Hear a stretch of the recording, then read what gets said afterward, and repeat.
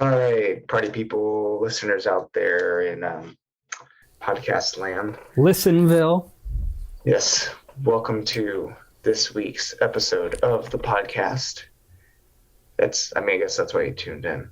If Yeah. you tuned in. Okay, so. If nobody's forcing you to listen to this right now, which would... Yes. How would you feel if we were used as like a torture podcast for like, I'm going to tie you to this chair, put headphones on you, and you're going to listen to this podcast.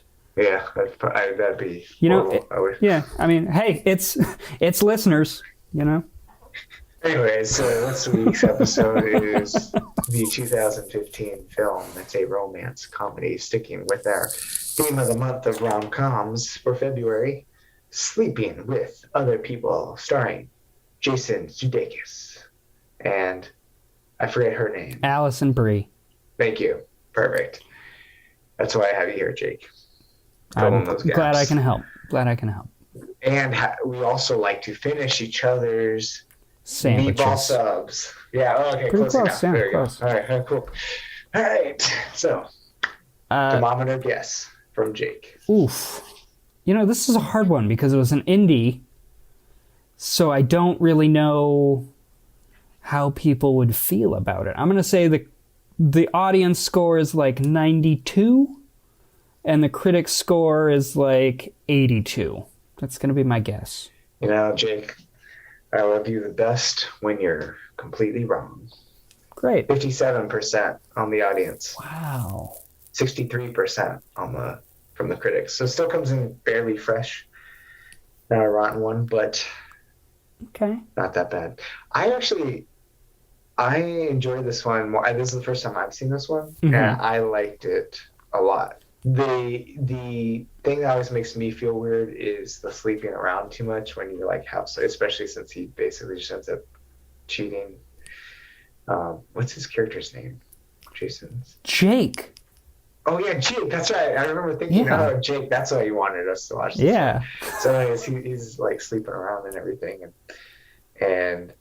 but you kind of come to learn that they both have a problem that revolves around sleeping with people, but hers is specifically with one guy. Right. And then his is he can't really commit for, well, he technically gives a reason, but I don't know if that's the actual reason. Right.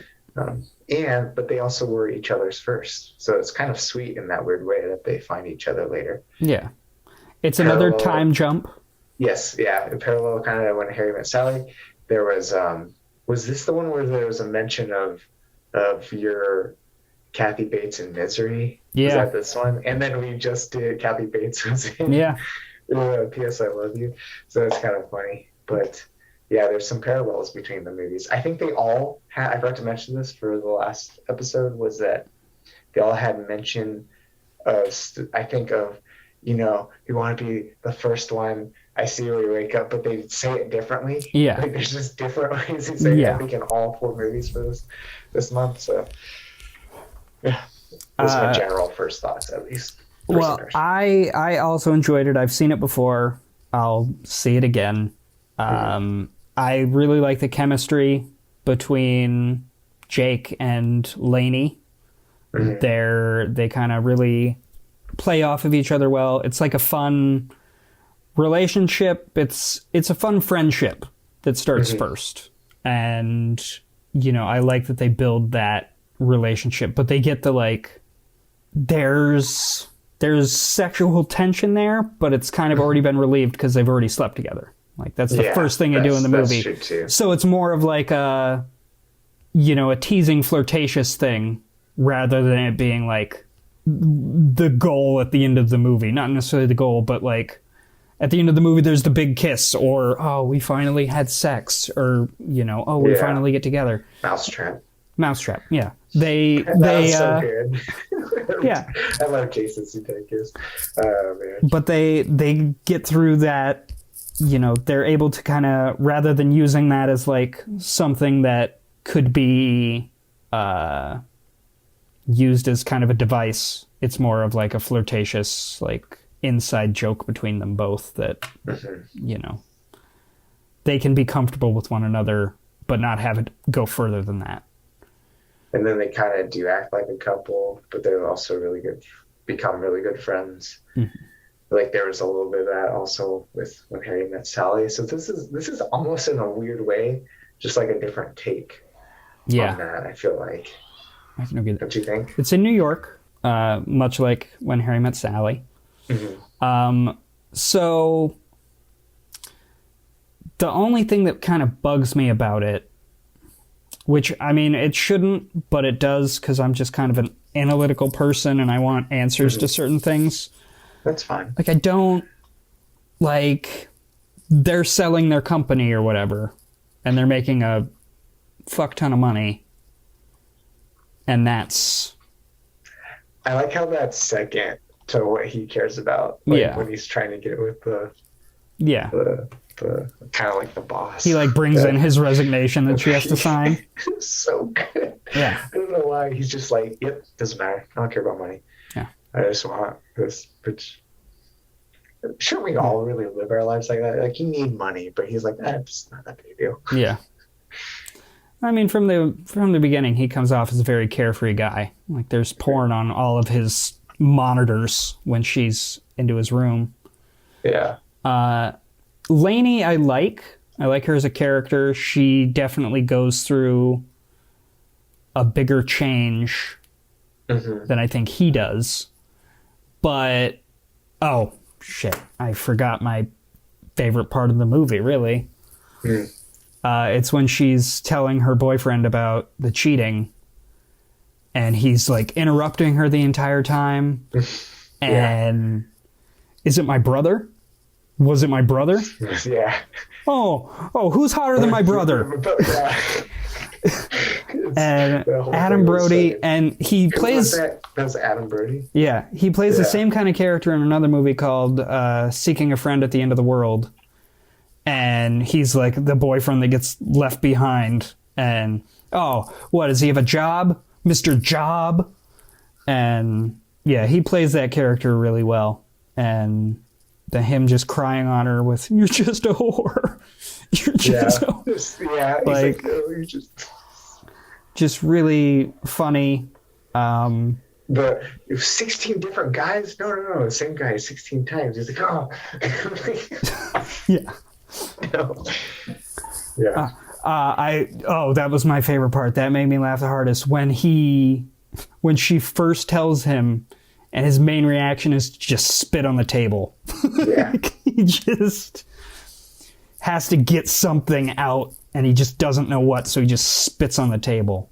Just really great. But anyways, Lainey, I like her as a character. She definitely grows a lot more. And just her relationship with Adam Scott, the doctor, is just so... Boring Matthew. Yeah, boring Matthew. It's so funny that that's who she was obsessed with in college. And then he was like, he's so boring. Like, what do you care? And then come to find out she's like still obsessed with him. Right. So and it's such a... She's a little crazy, I guess. But like, I'm trying to find out what about boring Matthew she was so addicted to and drawn to.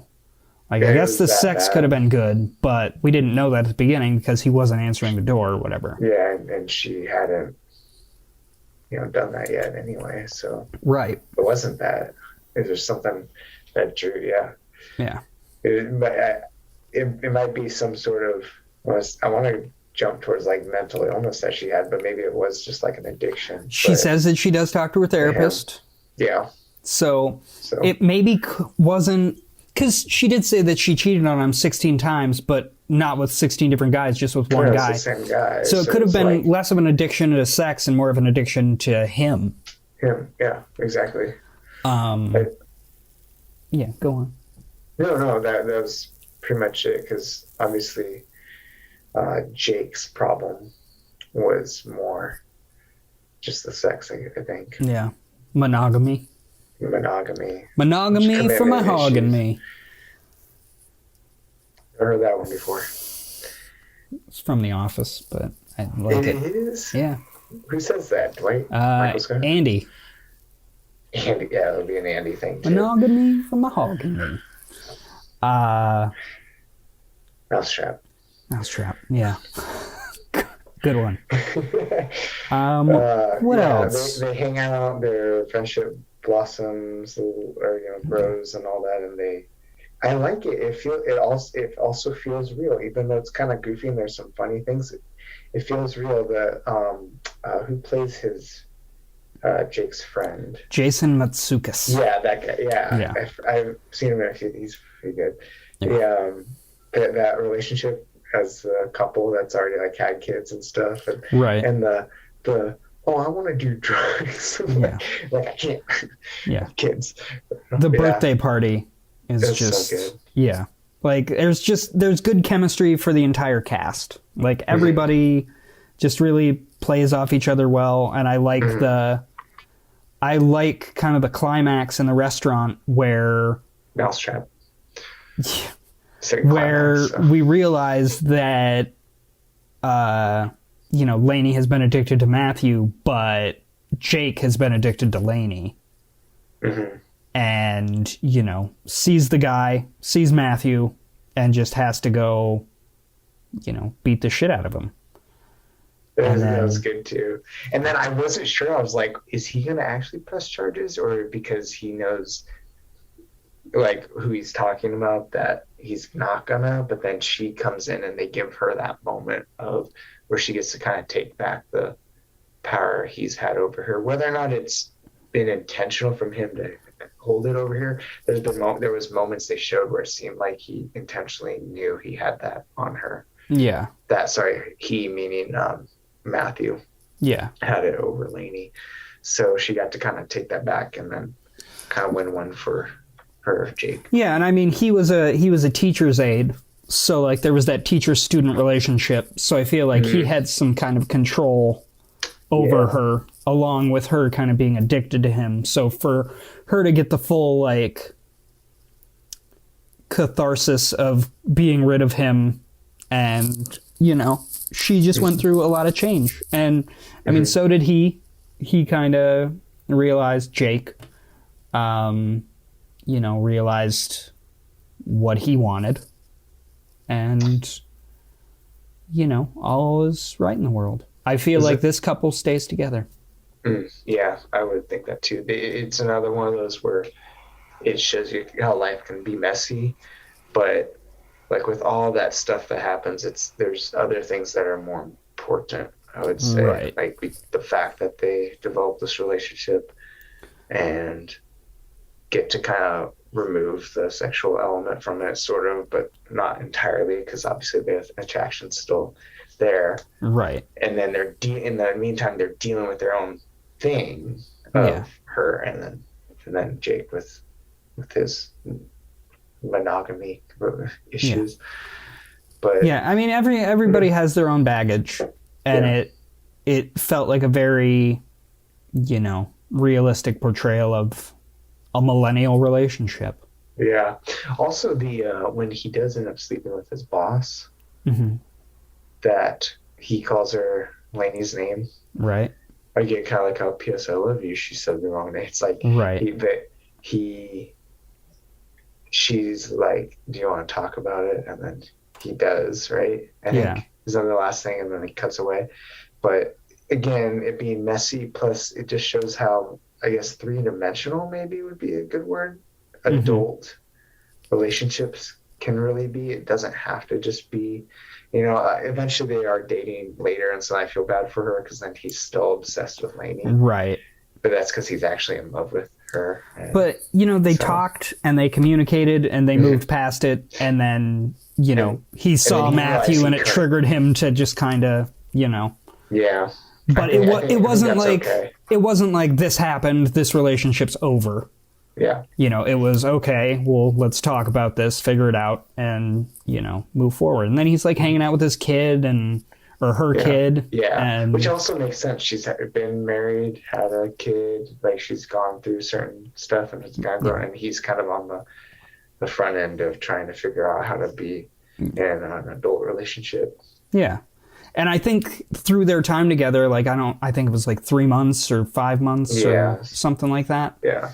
I feel like he learned a lot through that and being in a committed relationship with her rather than sleeping around as like a, you know, get his feet wet kind of thing, but then just kind of realizes that he wants to be with Lainey. Mm-hmm. For a second, when they were fighting and they pulled Matthew off first, I thought, oh, they're just going to take him away. But then when they started yelling the stuff, and obviously there's witnesses, he didn't start it. So that would make more sense. Yeah. For a second, I was like, oh, it'd be so cool if he just got pulled away and then she finds out he was cheating on, that Matthew was cheating. Yeah. Right. Any final thoughts on that? No. I just enjoyed it. Get prepared. We're marching into March with Military Month. See you next time.